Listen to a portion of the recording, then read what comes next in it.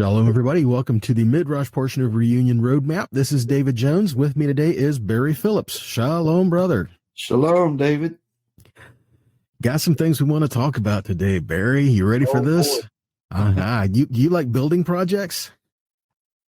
Yes, but I'm not. You don't want me doing the building.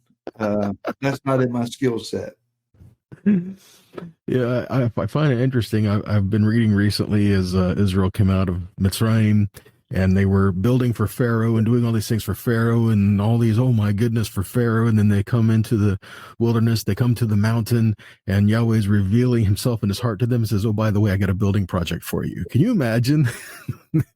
I mean, what would their reaction be? It's like, wait a minute. This sounds familiar. What's going on here? I just left the building project. Yeah. The purpose of that, of course, is what are we trying to build in our lives? And two, the purpose of why we're trying to do that. And three, what are we using to do it? All of these things together are what we need to consider in a day-to-day kind of basis. You know, it's like Yeshua says, are we going to build on rock or sand? You know, let's talk about foundational elements. And even the things that we pay attention to in our lives around us, we use, you ready here? We're going to get like metaphorically speaking here now. Everything around us that we allow into our lives, we use as building blocks within our lives to house us. The way we develop ourselves, the way we develop our lives, the way we develop our character, our home, naturally, physically, spiritually, everything about it. Mm-hmm. Our children, people we come in contact with. Are we trying to build the kingdom of Yahweh, or are we really stuck trying to build the ways of this world, the foundations of this world, just trying to live here, not looking forwards to eternal things? Are we using, let me use this phrase, are we using the building blocks that Yahweh has given us? See, he provides the blocks for us. It's the scripture, it's the word. But we take that back to him and build what he's wanting us to do, like when he said, build a tabernacle for me. But what are we using these things? Are we trying to build, you ready for this one, glass houses? You ever heard that expression? Yeah, I'm thinking also, David, that if we build the way the world around us builds, with job first, and job chosen based on income predominantly, or opportunity for advancement, if it's all about building for our convenience and comfort and income, it's a house of cards. Ooh, I like that, a house of cards. So, I don't know if you've ever tried to do that or not. I really haven't had that much time to sit around trying to use a deck of cards to build a house. But the idea is that if someone just blows the wrong way or touches the table, the whole thing will come down. House of cards is that which is not enduring, or it's not stable. It's reminding me of Yeshua's parable that one builds his house on the rock, one builds his house on the sand. Both are going to have to endure a storm, a test. Only one's going to last. So when we build according to worldly agendas, it's going to be a house of cards. I was praying. Matter of fact, I was praying about this the other day, David. I kind of got a word personally from me that all that's going on in the earth, the whole world agenda, the whole Mitzrayim system, everything that the way that the world is doing. Just to be honest, there's a lot of things going on in our societies that we just shake our heads at and say, what are they thinking? How can this be logical, reasonable? How can they, the proverbial they, how can they come to these kind of conclusions that this is just or real or whatever term, favorable term that we would want to use? And it's a house of cards. But the second part of what I heard was And those that get all worked up and bent out of shape and are ranting and raving and screaming about it, this house, societal house of cards, will stand like a fortress. Yelling and screaming about what we're unhappy with in the world is not the way to do it. In the middle of a neighborhood built on as a house of cards, build your house on a rock. You choose to do differently. That's the choice that we've been given. Okay, so what I hear you saying is when we're looking at the things that happen around us, we have a responsibility not just to react what is around us, to the things that are going on around us, but more so not just react, but to just plain simple act. Act positively. To do what the Father has asked us to do and not just exist.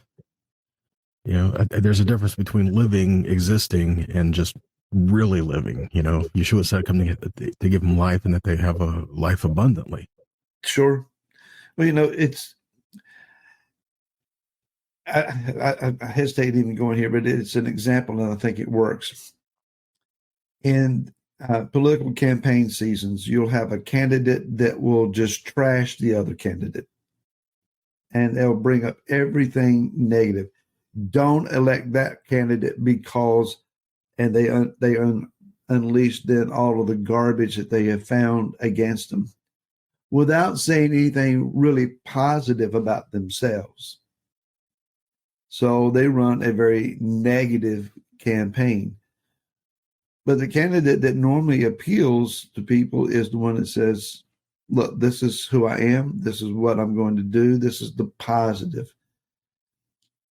When we see the earth going the way that the earth is prophesied to go, the spirit of anti-Messiah doing its thing in the earth.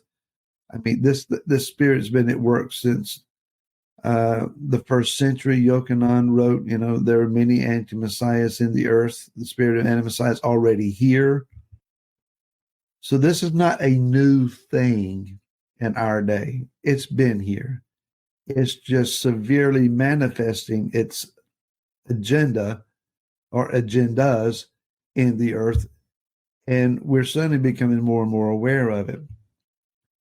We can run a negative ad campaign against the spirit of anti-Messiah, or we can promote the kingdom. Obviously, in Scripture, what the beast or the little horn or the anti-Messiah is going to do, it's going to work for a while. And it's prophesied in Scripture to go against the set apart ones, to go against the saints, if you want to use that term.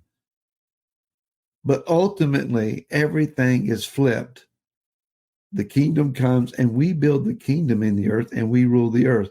Now, am I going to get worn out and exhaust myself about what the evil trends are when they're prophesied? It's going to happen. Or am I going to simultaneously say, this will fail, but what will endure? Let me tell you about what will endure. That's what we have to be focused on. Okay. Now I like this. What we're getting at is you become like what you behold, where you put your focus, where you put your mind, your intent, the things that you are doing on a day-to-day basis, you become like that. I heard someone say you become like what you worship. Okay. And the idea is, as we worship Yahweh, as we come to Him, as we hear His voice, that changes us. The idea is we become more like Him, and in my mind, that starts with the intent to prepare the place for Him to dwell. You know, we initially say within our hearts, right? But we see example of Scripture where they literally built a place for Him to dwell. Now, it's not like He couldn't dwell anywhere else or wherever else, but He wanted a structure to show the people that I dwell among you, and when you leave, you're going to take this with you, that He dwells with us, and that was the tabernacle. The tabernacle in Hebrew, as you well know, Barry, is the word Mishkan. Mishkan, yes. It's from the word Shakan. Now, if you look at the each letter has a symbol, a meaning. It's all there, numerical, everything, right? Well, if we look at the Mishkan as an acronym, okay, we split it up. A mem, just kind of split it up each that way. The meaning of these things. The mem represents water or chaos. A sheen is like a teeth, or to consume or to destroy something strong or mighty or powerful. The cuff is a palm or an open hand that's covered, which means to open or to allow something. And noon, it sometimes represents a fish. It's darting through water, activity, or life, or the quickening of life. We put all this together, and it has a word picture is to destroy chaos and to open up and allow life. And so if we're building a place, we're preparing our hearts for him. If we are preparing a place for him to dwell, he says he will destroy the chaos in our life and bring life. And that's a focal point. When Yahweh says, I want to build I want you to build a tabernacle so that I may dwell among you, he literally means within you. The word is betachachem. It's literally within, in the very center of you. But also, the word shachan, as we said, means to dwell, but as a noun, it means neighbor. So again, when Yahweh is saying, I want you to prepare a place that I may dwell within you, literally what he's saying is, I'm moving into your neighborhood. And we could make it more personal. I'm moving into your house. More so, I'm moving into you. Yes. Well, I mean, Rav Shul says, obviously, we quote this often, do you not know that you are the temple of the Ruach HaKodesh? So the tabernacle, Mishkan, it was surrounded by Levites. Just beyond the linen wall barrier that was built were the habitations of the Levites. And I understood they're there for two reasons. Number one, they're there to prevent the mass of Israel from trampling the courts, that there is a protective barrier to keep that which is set apart, and not be trampled underfoot. And let's just face it, whenever an exhibition or a manifestation of Yah's glory is in the earth, men trample on it, trying to merchandise it or glory gaze, whatever it is that their agenda might be. The Levites prevent that, but the Levites also prevent the glory from running rampant throughout the camp and judgment. So when this tabernacle is built inside of us, we can't just gloat and say, well, I'm filled with the Spirit. Wonderful. Guard that. Don't allow the devices of this earth to trample over that. Protect what that deposit is inside you. But then also don't allow that Spirit-filled understanding cause you then to become judgmental and wreak havoc on those that are around you, judging them. Neither one of those is a positive outcome. So what I hear you saying is that we need to have a neighborhood watch program. Yes. Which means it's based out of relationship with one another. We care about one another, so we're looking after one another. Yeah. And if someone's messing with you, we're gonna make sure it's taken care of. Yeah. Am I my brother's keeper? Yeah, kinda. But that's part of learning to dwell together and dwelling with him.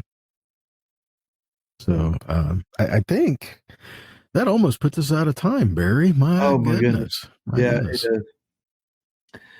Folks, we appreciate your comments, your questions, your reactions and responses. We love to hear from you. You can reach us at Reunion Roadmap at B'naiYosefNA.com.